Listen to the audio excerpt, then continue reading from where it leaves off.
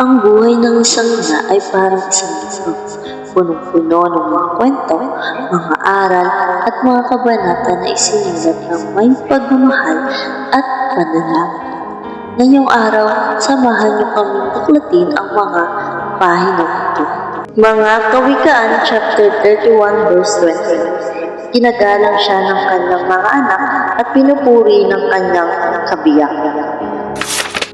Ang sabi po nila, ang mga mommy daw ay parang mga anghel. Pero minsan parang may superpowers din sila.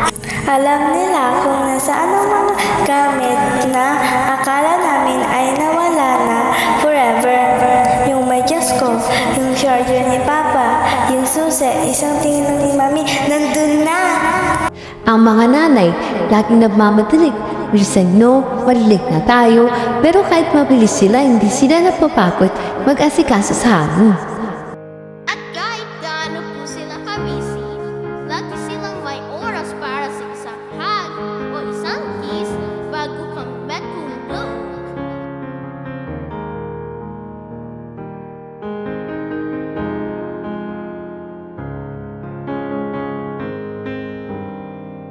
Mga taga-Korinto chapter 13 verse 7. Ang pag-ibig ay mapagpatawad, mapagtiwala, puno ng pag-asa, at mapagtiis hanggang wakas. Minsan, mapapansin natin na sila ang huling natutulog at sila rin ang unang gumigising sa umaga. Silang laging nagtatanong kung busog na ba kami, kahit sila mismo ay hindi ko kumakain. Sila yung laging nagsasabi, okay lang ako. Kahit halata namang pagod na sila. Nakikita rin namin na kahit mabigat ang problema, basta kasama namin siya, pakiramdam namin ay magiging maayos ang lahat. Siya ang aming matibay na sandigan.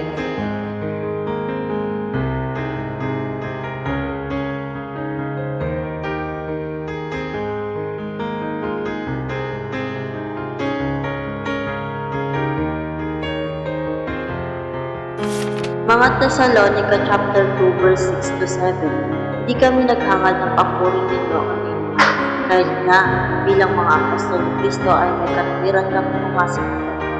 Ngunit naging mag-iliw kami sa inyo tulad ng isang mapagkalingang sa kanyang mga.